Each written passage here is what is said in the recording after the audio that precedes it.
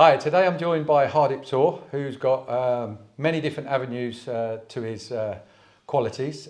Most importantly for me is he's a qualified QS. So Hardeep, please introduce yourself.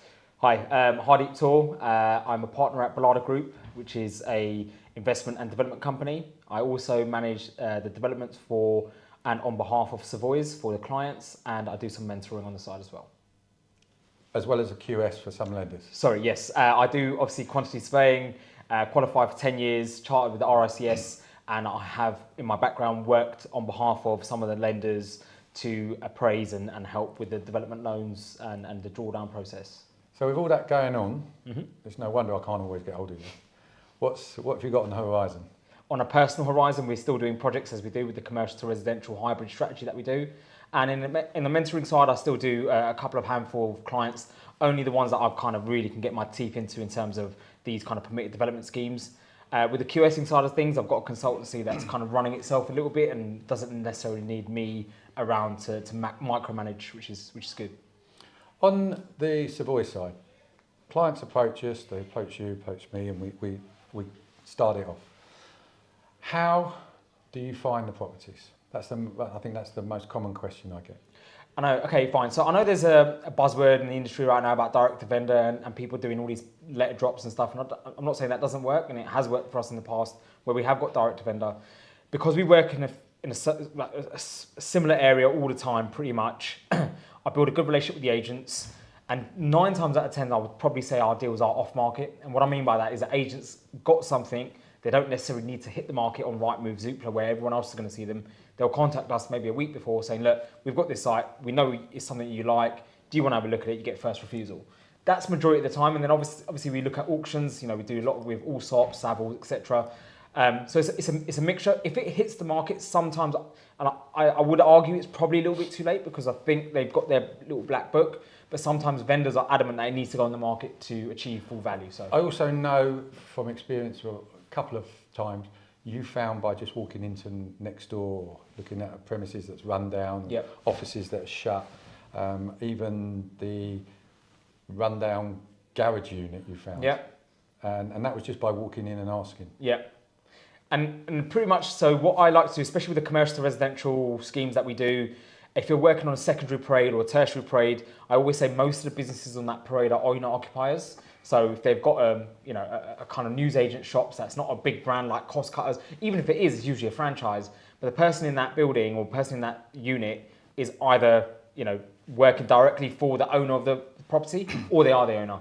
So in that case where we found some of these properties, but when they're empty or when they're closed down most of the week, you know something's going wrong. And 9 times out of 10, you think they're probably either they're going out of business or they're doing really well, they don't need to open their business up, which in one case or the other, they need a problem that needs solving, and I think get it off their hands. Yeah. I know from experience of clients and surveys and figures that come back, the most important thing is not the GDV, it's what you buy it for. Correct. How do you work that out? So I like to, and I kind of work this with you about understanding the residual value. So you always need to know your GDV firstly and work your way backwards. So the way we look at it, it's GDV, costs, buying costs, everything like that, and get your residual value. Once you understand your residual value, your purchase price should be ideally in an ideal world, not more than that. And then anything you can negotiate below that is going to be advantageous to you. So because what I mean by that, the GDV, you build 6-bed HMOs. You know the rent and you know the yield.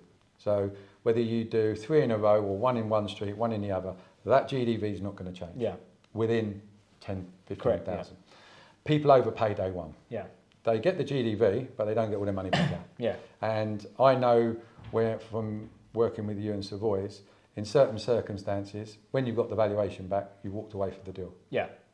Because the sweet spot of the purchase price is wrong. Correct. And I think if I use an example, most GDV, if we, let's say a £600,000 GDV, in an ideal world, I don't want to be buying anything more than 300,000 or maybe 320,000. So I always have an idea of where the figures are, but obviously I have to prove the concept. So if I'm buying sites in that area, and we have done, where we bought an area and it's been between X figure and X figure, I don't want to be paying more than that. And I prove it to the agent saying, look, I bought this one, this one, this one. I bought it for these values. You can check land registry. I don't want to be paying over top dollar. And we've done that sometimes where they said, no, we need to get better value. And they've come back to us a couple of months later saying, look, we need someone to move quickly. Can you do it? And then we have another conversation.